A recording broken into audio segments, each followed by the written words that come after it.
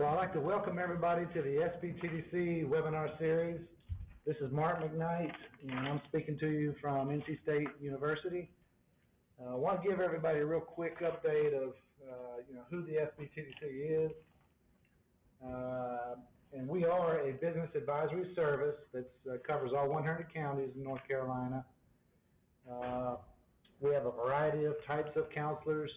I'm a general business counselor, just like the word general describes. I pretty much cover anything you come up against.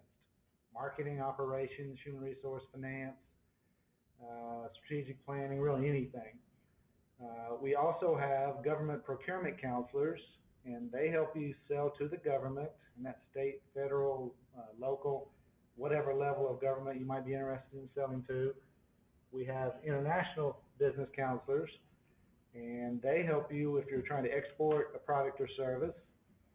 We have technology development counselors, so if you've created a technology or you're trying to commercialize, we certainly can help you in that regard as well. And then finally, we have a really nice market research group. So if you need market research that is secondary research, meaning the information has already been gathered, but we can help you find it, well, then that's a real group to do that. And what I would like for you to remember of all that is if you have a question, anything going on in your business, contact an SBTDC in your area. We are all affiliated with universities across the state, and there is an SBTDC near you. Today we've got some dynamic individuals here. One is Holly Yanker, and she's with Business Link, North Carolina, and then Haley Haynes from the Secretary of State's office. And I'm going to throw it over to them now and let them introduce themselves. And we look forward to questions that you have as you think of them. Go ahead and type them in, and then we'll try to get to those questions during the next 45 minutes or so. So we're glad you're here, and take it away, ladies. I'm Holly Yanker, as Mark indicated, and I'm with Business Link, which is an extension of the North Carolina Department of Commerce. And as hopefully many of you know, that we provide free business consulting over the phone primarily, but we also do web cases, emails, in person, all kinds of events. And our role is to be the rules and regulations folks to help you to get your business started so that you're compliant with North Carolina regulations. And we work very closely with the Secretary of State, and so I'll let Haley explain more. Okay, thank you. As Holly said, my name is Haley Haynes. I'm Deputy Secretary of State, and I oversee a number of the functions at the department. The Secretary of State's office is business infrastructure and capital formation. And so we provide the business infrastructure and legal infrastructure for folks who are starting to enter into business for a lot of different entity types. And so one of the areas that we're going to be talking about today are assumed business names. There was recently a change to the law that began December 1st of last year. The General Assembly's goal was to create a statewide searchable online database of all businesses using an assumed business name. Prior to the change in the law, these were all filed, and the law still continues to have them filed in 100 counties, but each of those counties had their own separate database. There was no combining or the ability to search across databases. And there was a requirement in the law that you had to, in every county that you were going to be conducting business under an assumed business name, you had to register separately. So potentially, if you had a statewide business, you would have 100 registrations required across the state. And that could be costly, correct? Yes, that was costly. You have to pay the fee in every county. In every single county. So it was $26 times 100 plus, the hassle of getting it to 100 different offices is no small thing. And then, of course, if that information changed, they'd have to change it in 100 places. And so when the General Assembly came up with the goal to create a statewide searchable online database, they looked to our office because we have expertise in database management and really keeping up with lots and lots of business entities. And, you know, as folks on the line may know, we are where you register your LLC, your corporation, your limited partnership, your nonprofit, all those sorts of entities. And now the General Assembly decided that having this statewide database housed in our office made a lot of sense. So in order to get the historical data all into one database, our office was asked to look at a fiscal note to try and come up with how much it would take to combine all those databases, and it proved to be very expensive and impractical.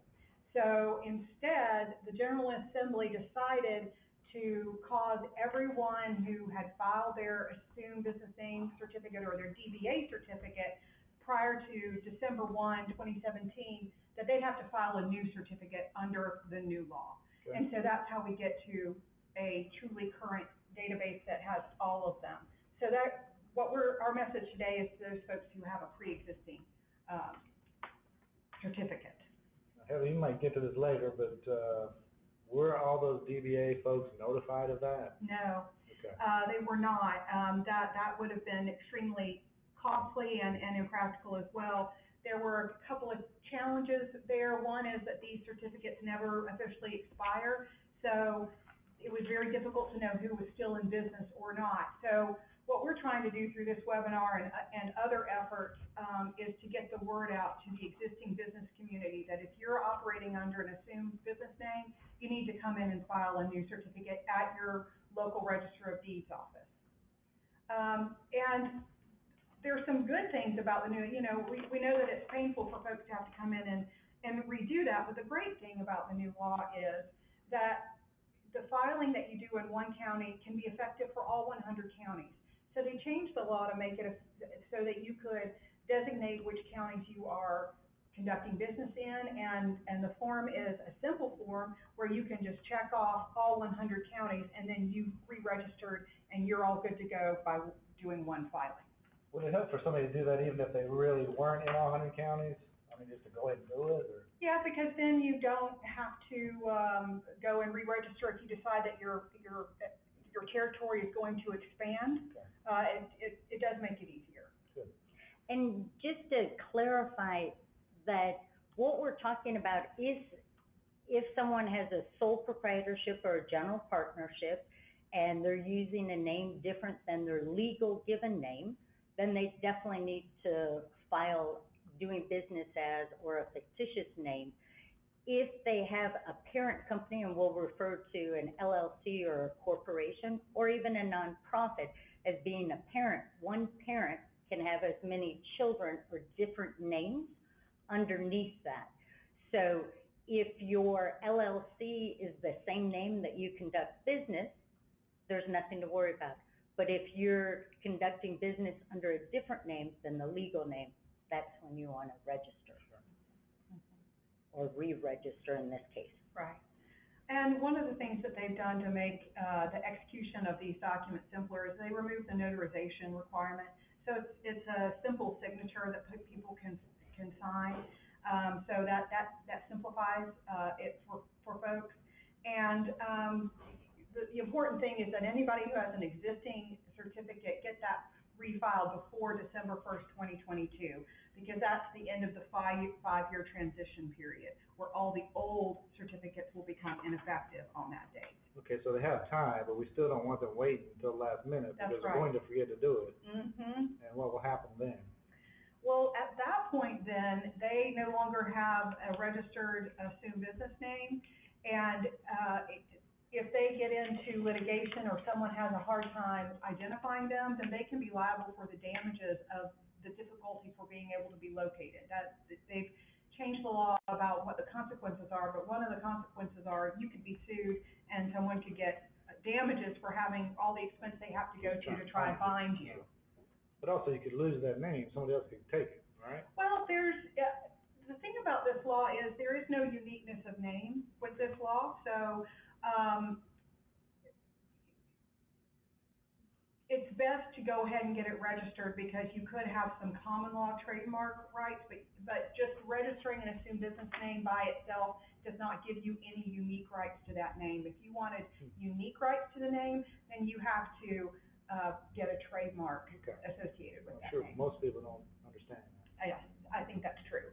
But the law says that there can be multiple same name across the database. There's no uniqueness of assumed business name. So you could have Fred's Plumbing in Buncombe County and Fred's Plumbing also in Buncombe County and Fred's Plumbing in Wake County. They could all have the same assumed business name, but they'd have to have the true information behind it to show who's really behind that Fred's Plumbing operating in Asheville as opposed to Fred's Plumbing that's operating in Wake County. Okay.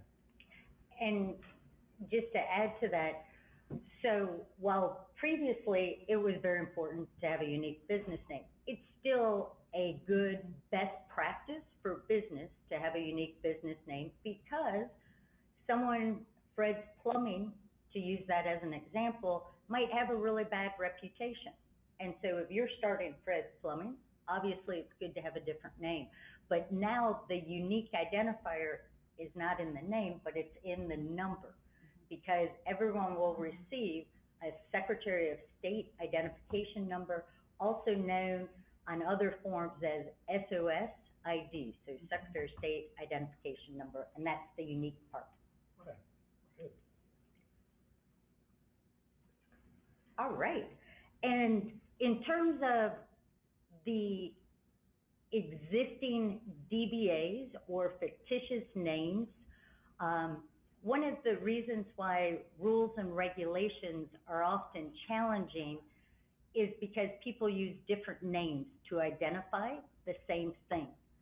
So the old DBA forms, Certificate of Assumed Names or fictitious names, you can just think of those as really being buried, and you want to start fresh with a new form, and that new form, Certificate of Assumed Name, for a sole proprietor or a general partnership, that can be found on Business Link's website, and it's also readily available. So if you have internet access, the website for Business Link is 4letters.gov, and that's BL for Business Link, NC for North Carolina, .gov. When you arrive there, you're going to see a horizontal green line, and there's a tab that says Business Forms, because you're still forming a business in terms of the name and making that your own. And you just want to click on the Business Forms tab. What we did is we put a letter, ABC, under each of the forms, or I should say next to each of the forms, just to make it easier, because so many forms have very long names. So you just want form A as in apple. So go ahead, if you filed one a year ago, 10 years ago, if you filed anytime before December 1st, 2017, then you want to refile and use form A as in apple. You're still going to take that one piece of paper to your county register of deeds, and that is the same place, as many of you know, for marriage certificates, death certificates, notary, real estate, all kinds of things. So they guard all important documents for that county. So you'll go to your county's register of deeds with that piece of paper and file it with them. Something that's wonderful just to highlight is you can now put up to 5 doing business as names on one piece of paper, and that's huge. Previously, it was one piece of paper per, one name per paper. So now, technically, you can do 5 names on just one piece of paper. As we mentioned, you still file it with the county register of deeds. Then the county is responsible to send an image of that to the Secretary of State. Then what will happen is anywhere that you can access the internet, you can look up your DBA doing business as name. something to clarify, Secretary of State does an outstanding job with all of the LLCs, corporations, nonprofits. And if we think of the Secretary of State's website as being a giant filing cabinet, that there's one drawer that's specific to corporations, so LLCs, corporations, and nonprofits. And there's a separate drawer that's available for assumed business names. So that's important when you're going to look up if your name is available or if your name is unique just in general. You want to make sure that you change and look in the correct drawer, for lack of better term, and look at the assumed business registration section. And to be clear, for us older people, it's not actually a drawer. Correct. It is not. It is an online database. Right. So the way that the database is set up is because there's no uniqueness of name between assumed business names, it's in a separate database than our Business Corporations LLC database, which has a uniqueness of name requirement. It's called distinguishable upon the record. So they are two separate drawers, as she said, but the way that you get to those drawers is on our search function. You can either search by company, which will get you all the incorporated official legal entities that we create, or you can search by assumed business name, which are all the things that are filed at the county Register of Deeds office. So you can search both of those, and if you are getting ready to start and name your business, you should search both just to see what other names are being used out there. Good. And as we mentioned, the filing fee remains $26, and that has not changed for many, many years. Haley already indicated it's a lot easier because you do not have to have a notary stamp. And the beauty is now that that name that you're filing on the new Certificate of Assumed Business Name form, that it is valid in all 100 counties. Again, previously, it was one name per form, and it was only technically good in that specific county. So this is a super positive thing. And you might ask, why are we going through this process? Well, as Haley indicated, each one of the Register of Deeds in each of the 100 counties, none of those databases talk to another database. So it made it extremely challenging to know if you have a good name or not, or if there's 12 other people named Fred's Plumbing, for example.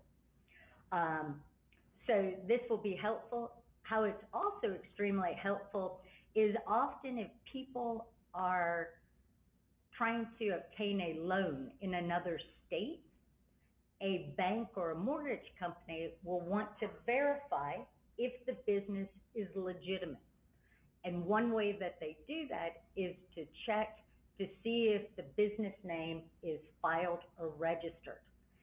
Previously, no bank or mortgage company would take the time to look up a sole proprietorship in Mecklenburg or in Surrey County. So now this is beautiful. It's a one-stop shopping place to go to the Secretary of State's online database. And the Secretary of State's website is very easy to navigate. I've been on it myself, so I can attest to that. Well, thank you. I appreciate that. We just redesigned our website. That was a major project we undertook in the last few years, so I'm glad to hear that. Good. So with the change in the law, the form has been redesigned, and I wanted to go over that because what we have noticed is some folks do get confused about which name goes where. So the first thing is that folks need to put in is the assumed business name that they're going to be using. So this is the name that you want to engage in or you're already engaging in North Carolina. So that's your operational name. And then in number 2, you put in the real name of the person or entity that's behind that business. So it could be individuals, it could be LLCs, it could be any number of types of entities. When it is a corporation, an LLC, or limited partnership, anything that is registered at our office, because there are LLCs and corporations that then operate under an assumed name, and that's perfectly fine, then what we need on this form is the SOS ID number for that corporation or LLC. And what that allows us to do is to be able to create a combined search, so we can link the assumed name with the corporation name on our database. So that's an important piece of information, so your business records can be complete on our site.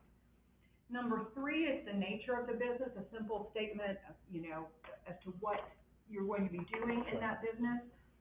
Does that have to be very detailed? It doesn't have to be detailed, but it should be descriptive of what it is that you are doing. Yeah, it could be a restaurant, gardening, lawn service, any of those sorts of things.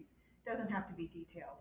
And these are PDF fillable forms, so that you can type it all in and it will look nice and neat. And then the street address of the principal place of business, and it's important that PO boxes are not acceptable here. This is for where someone can be located that is conducting this business. That's a very important piece of information and an important way of distinguishing between entities. Let me ask you one question there. Some companies use, UPS company, and it has a physical address. Does that work for that?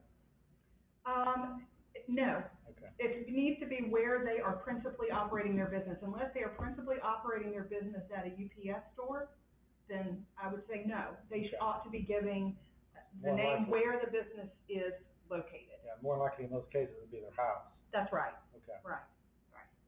And then the mailing address, if it is different than the street address.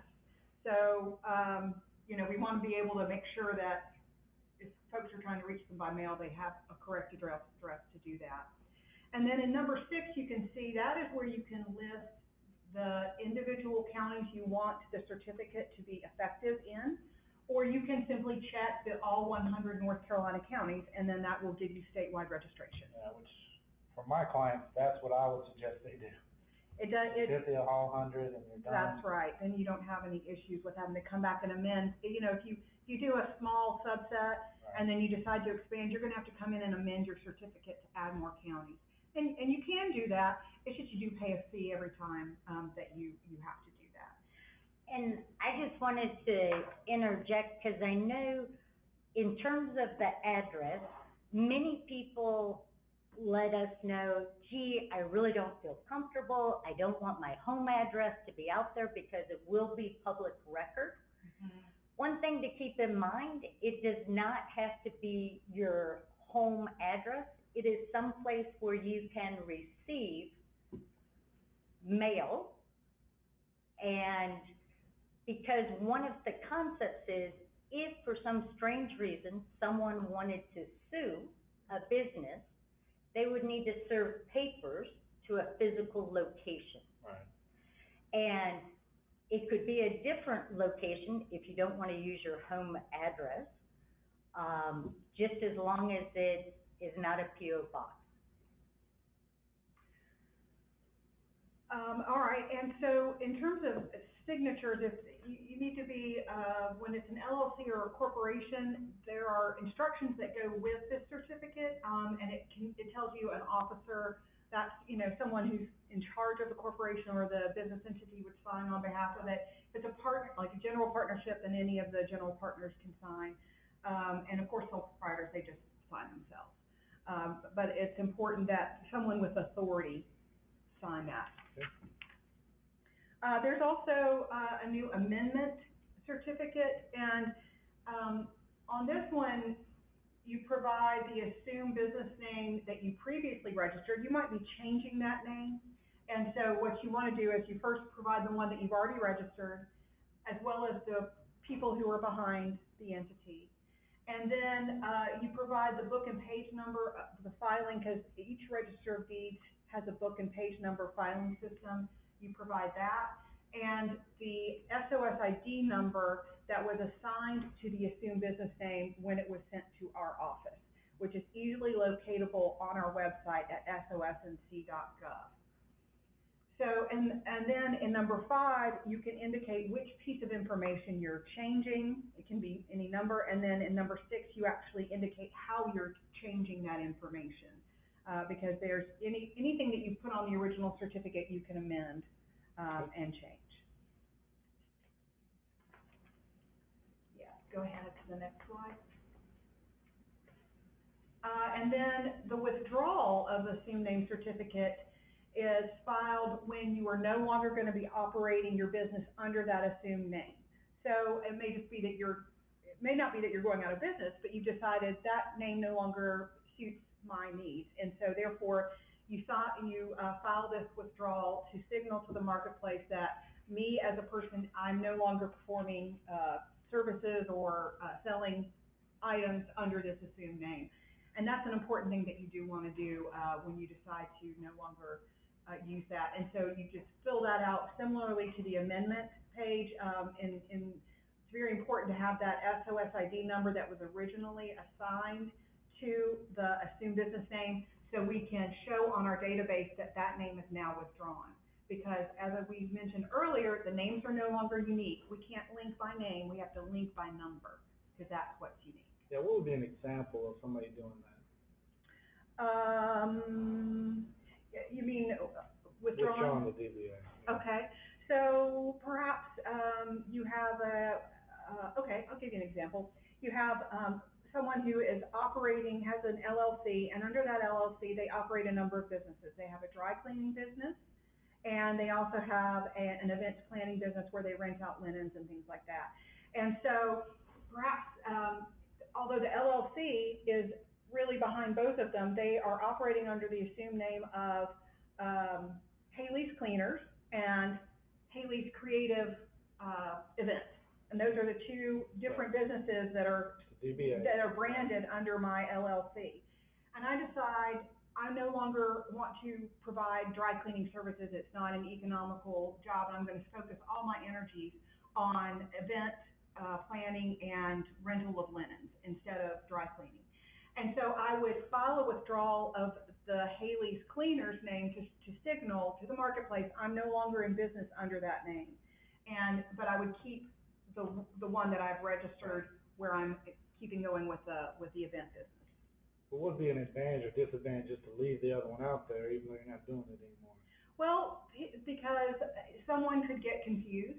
In other words, so say someone else goes into business using a similar or same name, and maybe they don't perform like they ought to perform, right. And maybe they don't even register their name, right? Maybe they're just sort of out of compliance with the law, and so when an unsatisfied customer wants to go after the person who's behind the contract that they didn't perform on, they go and look and they see Haley's Cleaners. That's the only Haley's Cleaners they see, right. And suddenly I get served with papers when really it was someone else operating under that name who should have gotten. So it's just important to signal, to keep it clean. Not to use a cliche with your cleaners. So it's just a good way, like you said, of keeping things nice and neat. All right. You might be asking yourself, wow, I have an LLC and we'll just keep using our Fred's Plumbing LLC, and I've got now a DBA, doing business as, that I am going to update and so do a new certificate of assumed name form. And maybe I'm doing business as Freddie's Pipes. In that case, you would have two different SOS ID numbers. So anything that's in the Secretary of State's database, as Haley indicated, will receive a unique number. So that part is key. One thing is, many people start off and they're trying to get their business off the ground, and they're a sole proprietor to start. And then business is going great and they want to reduce any kind of liability because an LLC limits the risk of the business to the business. Same with a corporation. corporation. And so you would just start fresh and go ahead and complete the articles of organization for the LLC. Again, any of the key forms or the majority of the forms that you're going to need for having a North Carolina business are on our website. And again, that's BLNC for Business Link, northcarolina.gov. You'll go to the Business Forms tab, and you'll look for letter H as in happy if you're interested in becoming an LLC. Once the LLC exists, then you can put other names underneath it. So, I've had Holly's Ice Cream as a sole proprietor, but I'm now getting bigger. I'm doing a food truck of Holly's Ice Cream, so I want to become Holly's Ice Cream LLC, but I also might want to do business as Hall's Chilled Delights, and so therefore I would have an SOS ID number for my LLC. I would have a second SOS ID number for my DBA. Okay, and let's stop here just for a second. We do have about a half hour left, and we do encourage people to ask questions before we get to the end. And one has come in, and it says, I formed my business prior to the December 2017 date as a sole proprietor DBA. I want to do an LLC now. Should I do an LLC prior to re-registering? And Mark, sir, I just cheated because I read that. And so the example that I just gave is if you want to become a limited liability company, you want to go ahead and do that first. Again, that would be Form H as in happy, just happens to be articles of organization. You'll complete that. And then if you'd like to do business under any additional names, then after the LLC exists, then you would put the DBAs are doing business as. It's much like building a house. The LLC is the foundation. You can't put a second floor or a DBA unless you've got the parent or the LLC established. Great, thank you. Excellent. So bottom line is all of this is pretty exciting. Granted that to many people it wouldn't be exciting, but in my world it is very exciting that we'll have one master database of business names with the Secretary of State. And you might be saying, what happens if I forget or if I just don't want to refile before December 1st, 2022? You may lose the opportunity to utilize that name. And it's really more so for your protection in terms of doing business as names. It is to help clarify for North Carolinians and others in the United States and globally who you are, what business you are by name. And so obviously a name is extremely important, and it's definitely worthwhile to register your DBA yet new with this new ruling. Any questions or anything, you can certainly contact Business Link, North Carolina. As I mentioned, we actually work very closely with the Secretary of State, but per general statute, Business Link works with all state agencies and with all licensing boards, whether that's dental, medical,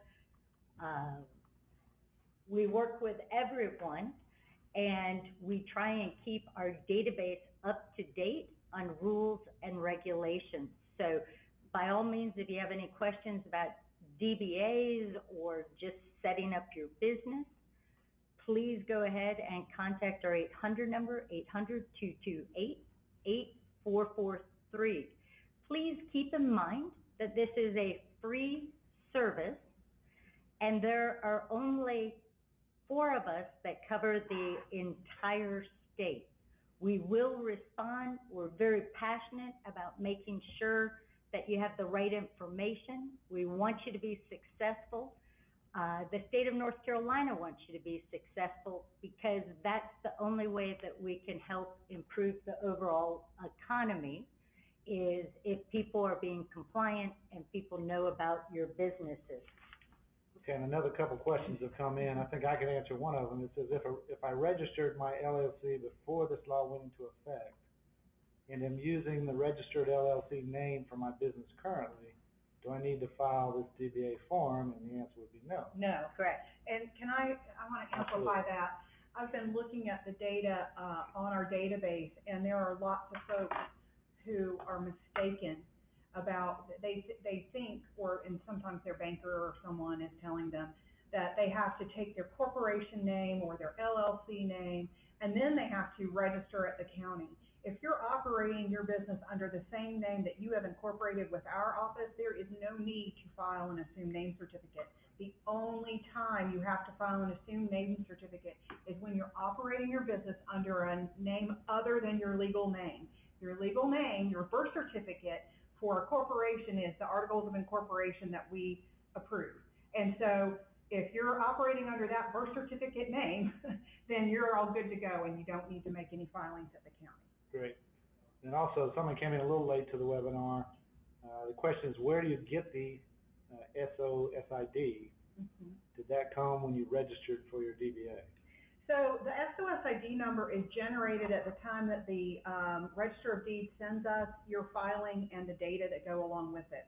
And our system automatically generates that, and you can look it up on our website. Great. Thank you. Hopefully that answered the questions to this point. All right. Can you go forward too? Sure. Perfect. All right. So one of the things that you may be asking yourself, does sending the filings to our database change where you can get certified copies of them? So previously, because it was filed at the Register of Deeds office, if you needed a certified copy of your assumed business name certificate or your DBA, you would get a certified copy from your Register of Deeds office, and that continues to be true because the filings still happen at the Register of Deeds office. That's considered the official record.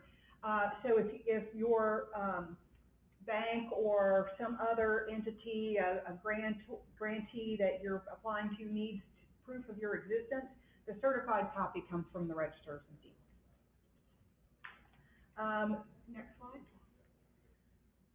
So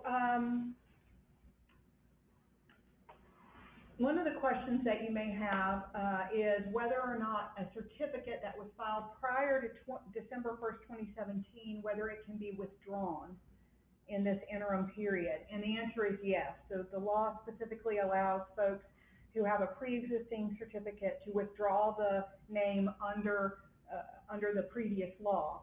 And that information doesn't get sent to us because that's all outside of our system. So your Register of Deeds office can help you with that if that's the case. Oops, sorry. Excellent. And the next slide just gives you a quick picture of the 4 people that are behind Business Link North Carolina.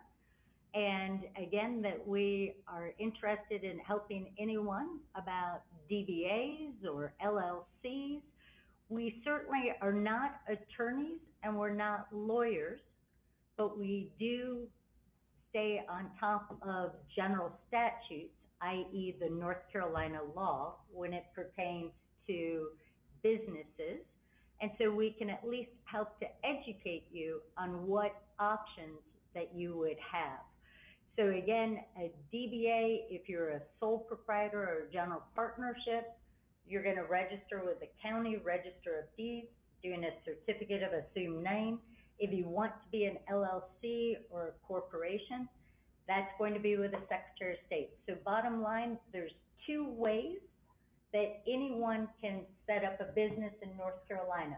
One is through the county and the other is through the state, through the Secretary of State.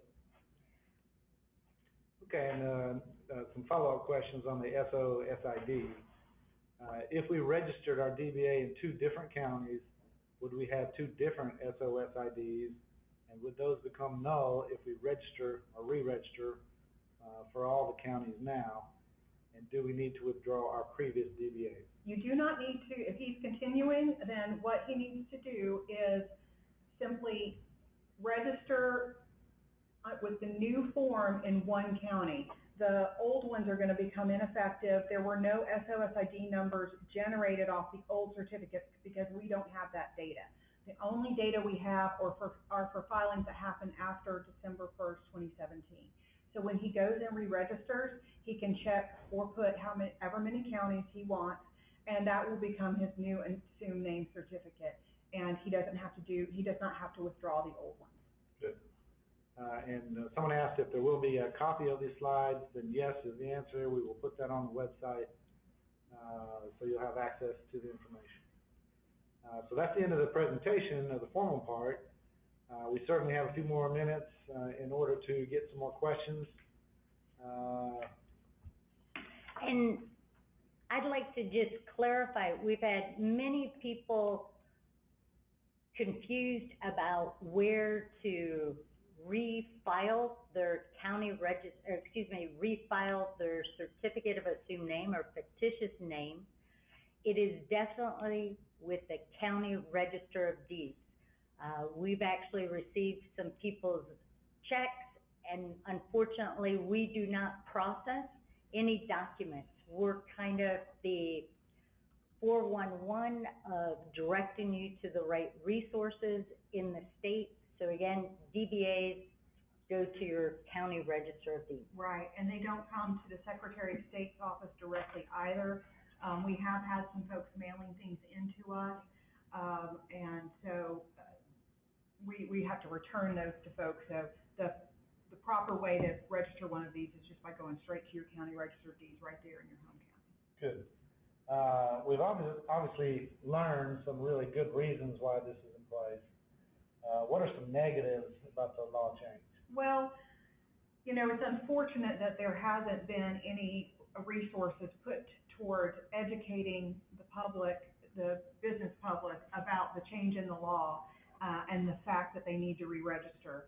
That's why we're trying to do things, and we very much appreciate the ability to partner with both BLNC and the USPTO to get the word out to folks.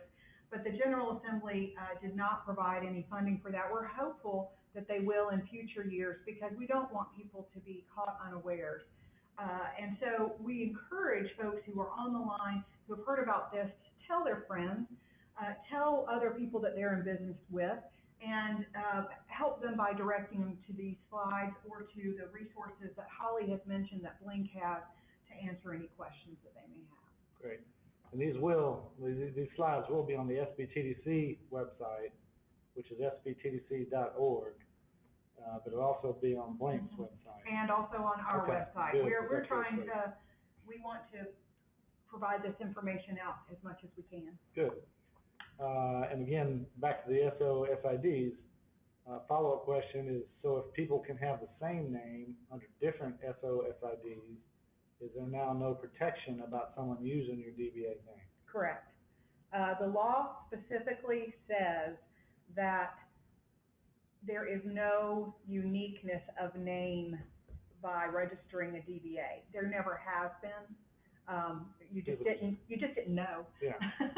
So I think we've told people that. Right. Yeah. And so the purpose of a DBA certificate is to identify the real person behind an assumed business name. It is not to give that real person exclusive rights to that name. If you want exclusive rights to the name, then you've got to go through trademarking, which we also do at our office. We register trademarks, but there are a lot of rules around that that are very specific. So if you really desire to have your name protected, then that's what you ought to consult with an attorney who specializes in trademark applications. Okay. And just to take that a step further, for trademarking, that there's 2 different flavors or 2 different ways. The Secretary of State, for just a mere $75, that you can trademark your name in the state of North Carolina, and that's only for the state of North Carolina. If you want to trademark your name in all 50 states, then you would want to go through the U.S. Patent and Trademark Office, which would be US, P as in Paul, T as in Tom, O as in open, .gov. And that can become quite pricey because an attorney has to do a name search. We've heard people indicate that it's anywhere from $10,000 to $30,000 plus. We've also spoken to many intellectual patent attorneys, and they've indicated that unless you're trying to use the name McDonald's, Disney, Coca-Cola, that it does not, it's rare that things come up of concern. Obviously, it's a unique world, and there's lots of people that like to, unfortunately, sue others. So it is, if you're really concerned about protecting your name, then you might want to truly explore trademarking with the state or with the federal government, the USPTO.gov. I want to, and I would encourage folks that if they're concerned about that, that is the best way to do it. But I want to encourage them, while our application fee is reasonable, $75, the examination process that we go through is very similar to what the USPTO does, and so you are best off if you have an attorney who specializes in intellectual property or trademark, so that you can get through the process successfully and with the least amount of friction, because they're very hyper-technical kinds of rules that go around trademarks. Well, yeah, there is an interesting example. There's a small town in Illinois. Several years ago, a fellow opened a business selling hamburgers and decided to call it Burger King. Mm-hmm. He did not trademark that name. Mm-hmm. And then a company in Florida decided to start making a franchise called Burger King. Mm-hmm. Obviously, we know, the Burger King brand. Mm-hmm. They went to court, and the judge said, well, the Burger King really filed that trademark first, but the other Burger King started first. Right. And the result was, within a 20-mile radius of that small town in Illinois, the major franchise Burger King cannot open a Burger King. So that guy is still operating as Burger King in that small town in Illinois. Right, and that's called prior use, and it gives the person who first uses it has a common law right to trademark, and so you can still have what's called common law rights to a trademark without registering it, but then you have to litigate in order to prove that right. So it's best to have it registered. Okay, another question. Is there any kind of a press release that the folks on the webinar could use to help spread the word through the Office of Economic Development or Chambers of Commerce, local papers, other organizations in their area? We are working currently on doing public service announcements. And I think we could pull together a one-pager. Right. That they could. There was no press release done around this law because there wasn't. We understand some of it was probably money related. Yes. But certainly, I think we can easily pull together a one-pager on this and get that out. And we would appreciate very much the distribution of that information far and wide. All right, and then the same fellow really has been asking about the SOSIDs. He has a franchise. It's a DBA, including my franchise name, so he assumes that the franchise name is trademarked in the U.S., but he's going to need to check that. Right. And there you can go on the USPTO website and do a search. It's not always. The last time I looked, it was not necessarily the most user-friendly, but you can find things there. Oh, my apologies. It says that she's a she, not a he. She's using initials, so we weren't sure. Okay. We got about 10 minutes left, so we're going to ask for any final thoughts from Haley and Holly, and then give, anybody who hasn't asked a question, you need to get it in now because we're about out of time. Again, I'm excited. This is a wonderful change that people can go to one location and look up LLCs, corporations, nonprofits, and now the sole proprietorships, general partnerships, doing business as underneath existing LLCs and corporations.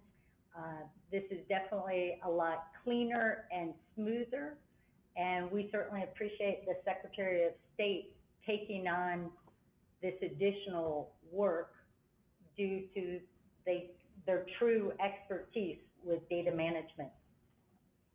Thank you. We've enjoyed working on this project and have enjoyed working with with the Register of Deeds office to help get this information out to the filing public, and so we just hope that folks will get on it now. Don't put it off just because you have till 2022, because it's easy enough to forget about. Yeah, we mentioned that early on. We need to do this now. Mm-hmm. Right. And it doesn't expire. So once you're done, you're done. If there's no annual filing, so yeah, go ahead and get it done. Good. And in terms of when will these slides be available on Business Link's website, I will certainly work with our webmaster and team. I would say it's certainly reasonable by Monday, but we will certainly try and make that happen as quickly as possible. Since we are a nonprofit entity, we have outsourced many aspects, and our website happens to be one of those. So I'll be working with others to make that happen. Yeah, and the SBTC, we hope to get that up this afternoon. Mm-hmm. So we're going to link to your website. Is how we'll do that. That way, folks can come on our website and pull up the webinar as well if they want to hear more about it, more than just the slides. Great. Our dulcet tones. And that will be the same for Business Link. And Haley and I will work on some kind of a one-page document so that you can officially share it with as many people as possible. Well, we'd like to thank everybody who signed in. Certainly we want to thank Haley and Holly for taking their time out to come over and try and educate the folks on how to do this better. And do not forget that the SBTDC covers the entire state, and I know we have several people online that are not necessarily in the Triangle area. So think about talking to the SBTDC nearest you, which is housed in a University of North Carolina system university. And of course, you can go to our website to also find out where we're located. So we wish you well. If you have any questions, call the numbers, the 800 numbers. And Holly is passionate about answering your calls. And we hope you have a great rest of your day. Thank you.